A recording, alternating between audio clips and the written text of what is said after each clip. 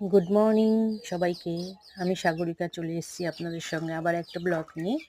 সকালবেলার টিফিন কি বানাবো, তাই একটু রুটি বানালাম। চা আর রুটি বানিয়েছি সকালবেলা। আমি আগেও বলেছি আপনাদের যে প্রায়ই আমি চা রুটি বানাই।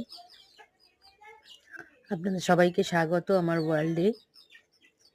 সবাই ভালো থাকবেন, সবাইকে শুভ সকাল।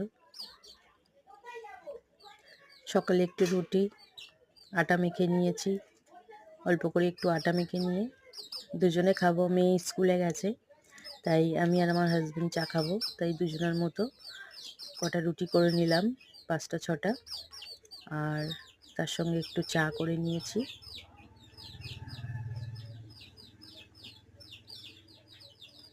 এখন সকালে চা আর রুটি আমাদের টিফিন হবে।